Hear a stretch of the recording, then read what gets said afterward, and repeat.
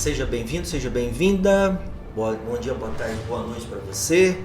E você está no projeto Power ONG e hoje nós vamos falar sobre o estatuto social da sua organização da sociedade civil, da sua associação, da sua fundação e de um item muito específico dentro dele que geralmente está nos primeiros artigos, geralmente é o artigo 2º ou 3º, que são as finalidades da sua instituição, que é muitas vezes negligenciado. Então fica aqui que a gente vai falar sobre isso.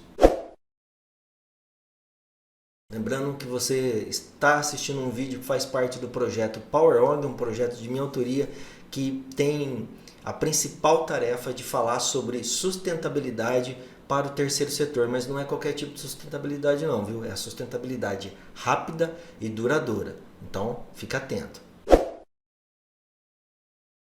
Então é o seguinte, gente, então para você que já tem uma associação, uma organização da sociedade civil, uma ONG, uma associação pequena que está começando agora ou que já tem a sua atividade ou que está começando a gerar sustentabilidade, ou para você que queira montar uma associação, queira criar uma associação com amigos, com outras pessoas, a gente vai falar hoje aqui sobre o Estatuto Social da sua organização.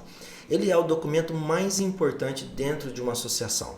Por que ele é importante? Porque ele vai nortear todas as atividades relacionadas à assembleia, a todo mundo junto, e vai deixar parâmetros de como a sua organização vai ser administrada. Dentro do estatuto vão estar todas as regras dos associados, como entrar, como sair, como que a diretoria é montada, como que a organização capta recurso, como que ela gasta o seu recurso, todas essas regras vão estar lá dentro do estatuto. Então o estatuto é a norma legal principal de uma organização da sociedade civil.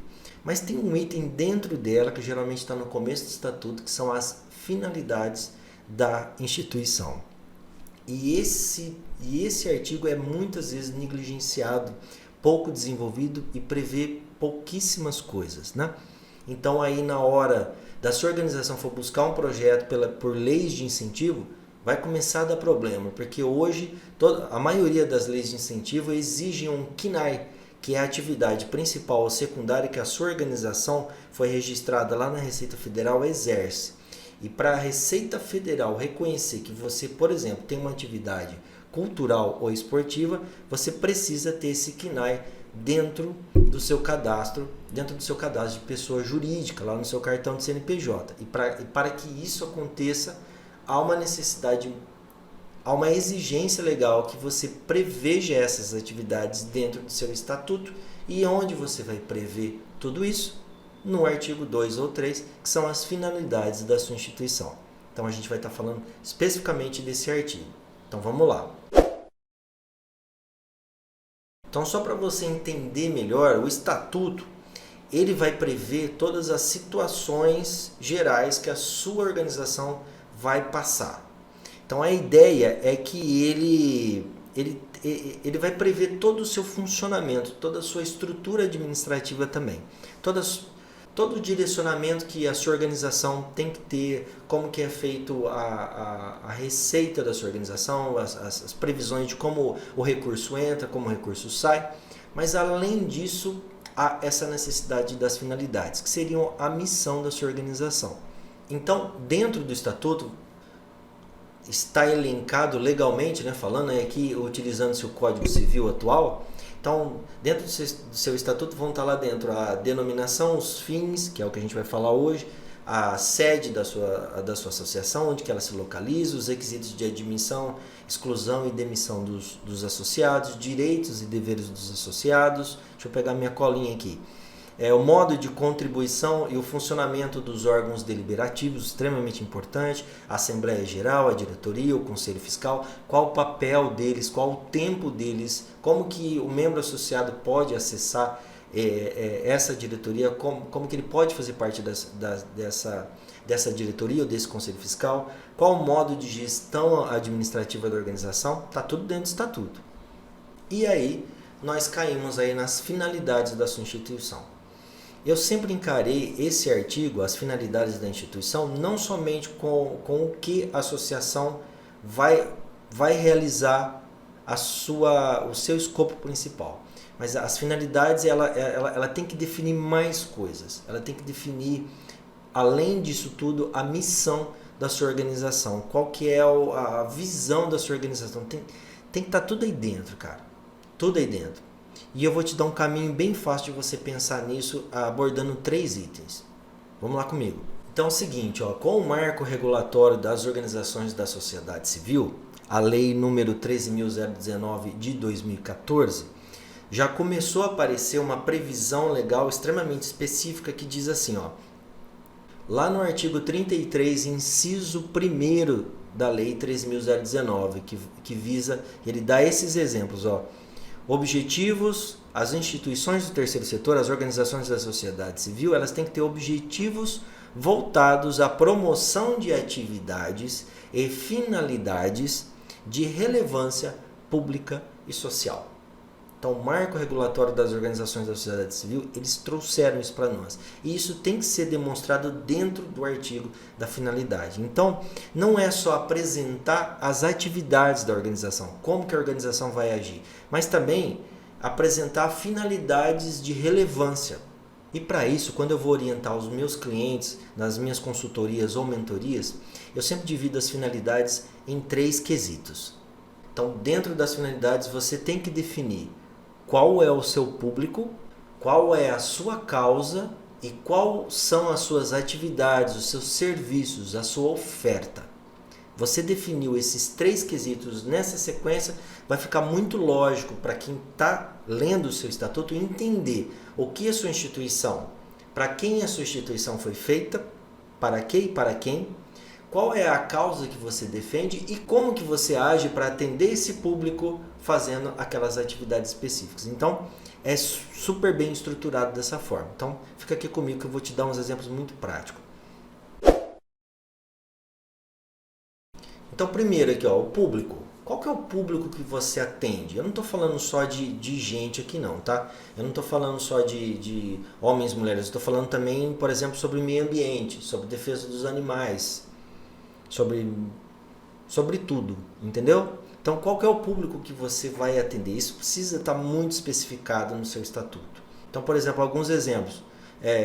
Quanto a público, promover o amparo a crianças e adolescentes no âmbito das suas finalidades.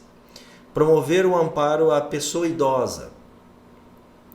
Proteção de animais urbanos, animais silvestres, etc. Proteção e preservação do meio ambiente. É o seu público, cara. Ele tem que estar aí.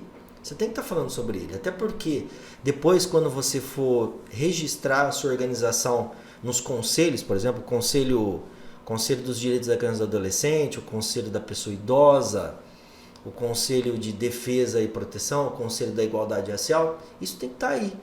Isso tem que estar aí. Depois disso, você conseguiu definir o seu público, aí você vai para as suas causas, que aí você vai elencar quais são as suas causas. Então, por exemplo, promover a assistência social no sentido de fornecer ensino gratuito por meio de oficinas socioeducativas, tal. Olha que legal. Promover e gerir eventos sociais, artísticos, filantrópicos, culturais. Que mais? Promover a busca da emancipação do indivíduo, em diversos segmentos, emancipando cidadãos em situação de vulnerabilidade social. Criação e implantação de campanhas de combate à fome, à miséria e à exclusão social. Promover o acesso à assistência e inserção de adolescentes, jovens e adultos ao mercado de trabalho em situação de vulnerabilidade. Promover a ética, a paz, a cidadania, direitos humanos, democracia, defesa da mulher, defesa da causa LGBTQIA+. Está tudo aqui. Promover a melhoria da qualidade de vida das pessoas com deficiência. Estimular a integração da pessoa com deficiência, reabilitando-as e fazendo tal.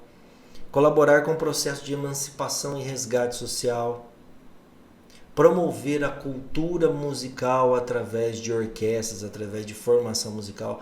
Promover a cultura teatral, promover a cultura de forma em geral. Você vai precisar especificar um pouco mais, que aí a gente vai definir isso lá embaixo na oferta do que você vai fazer, nas atividades que você vai fazer. Então aqui é a causa. Qual que é a sua causa, né? Promover o esporte através da capoeira, promover o esporte através do futebol de salão, aí você vai especificando, você vai levando isso para a sua realidade aí. Entendeu o que eu estou falando?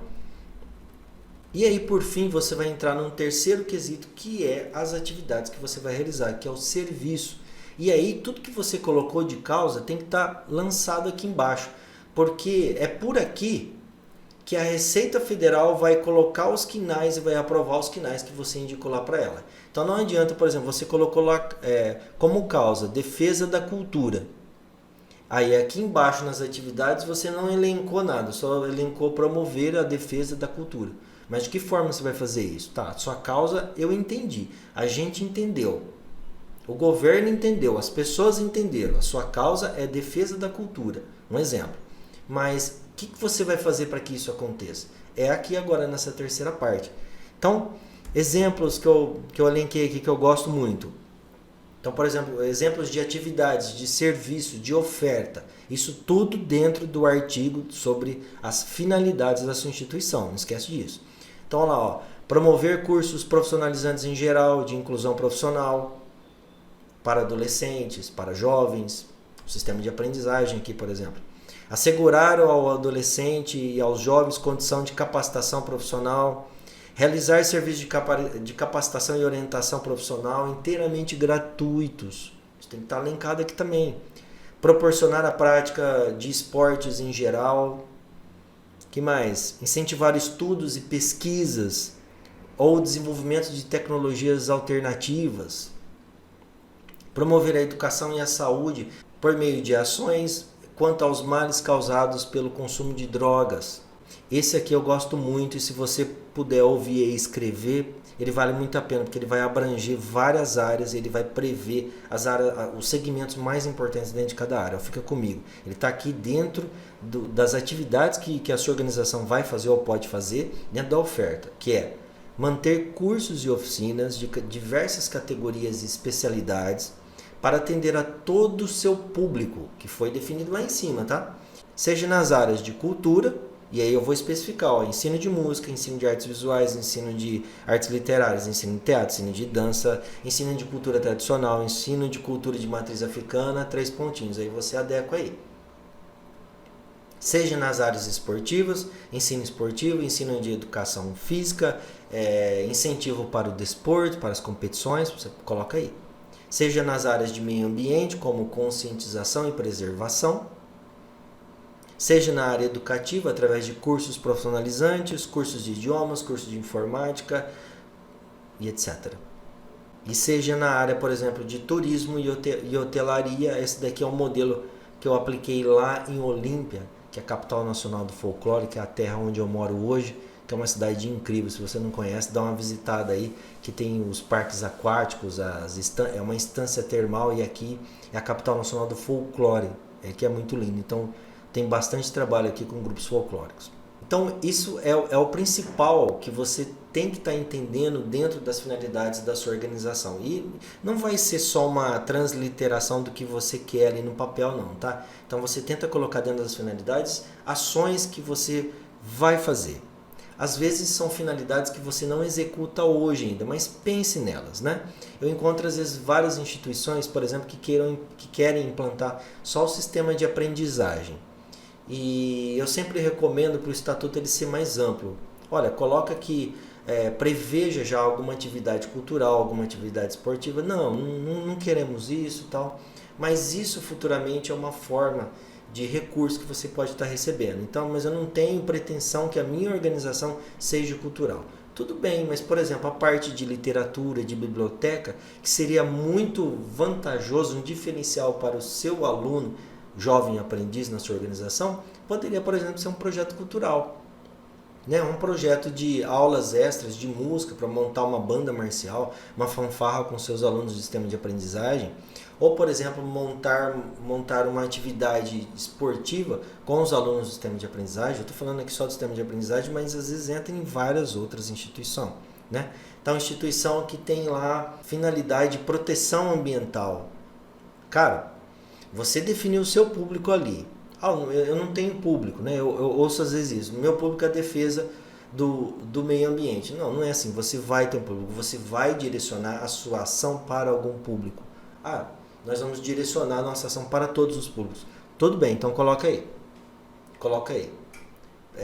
Conscientização de preservação do meio ambiente através de divulgação, aulas, conscientização, etc. Vírgula, para crianças, adolescentes, adultos, idosos, pessoas com deficiência, põe tudo ali.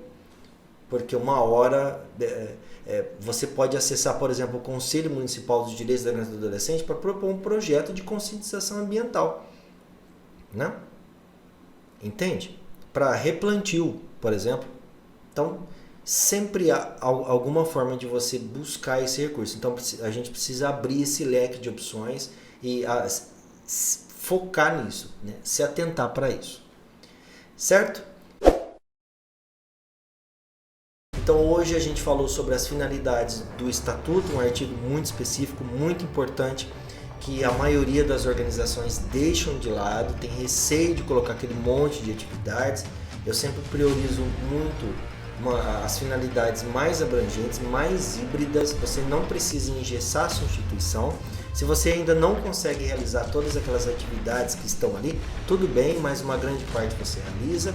E você sempre pensar nas finalidades da instituição, pensando ela, né, escrevendo ela pensando em 3 etapas: a definição do público, a definição da sua causa e a definição da sua oferta, das suas atividades, do seu serviço. Isso é muito importante. E aí, com isso, você vai conseguir que o seu estatuto ele fique poderoso, com gatilhos abertos para qualquer momento você poder pleitear recursos de várias áreas. Então, saiba também que hoje, no Brasil e no exterior também, há mais recursos do que projetos. Né? Há mais recursos do que projetos. Eu vejo muito isso, eu estou te afirmando isso. Há mais recursos do que projetos hoje. Então as organizações do terceiro setor no Brasil precisam se profissionalizar mais, precisam começar a pensar em desenvolvimento institucional, precisam começar a pensar em mobilizar recursos, se preparar, se organizar. E não só pensar em captação de recursos, que é a fase final, lá no último. Né? Eu vejo muito material falando sobre isso, que é a ponta do iceberg, mas eu não vejo falando sobre estruturação. Como que a sua organização vai se organizar de fato, desde o começo, etapa por etapa, até chegar ali na fase da captação de recursos e captar esse recurso. Fechou? Então eu vou ficar por aqui, eu fico te esperando nos próximos vídeos. O próximo vídeo agora vai falar sobre sistema de aprendizagem, um quesito muito importante para a geração de sustentabilidade, tá bom? E não perde a oportunidade, se inscreve no canal, dá um curtir, porque a gente fortalece essa causa. E se caso você tenha alguma dúvida, um comentário sobre o assunto que eu falei agora, ou você quer sugerir outros assuntos, escreve aqui nos comentários que eu vou responder um a um, que eu leio um a um, tá bom? Muito obrigado pela sua atenção, até lá!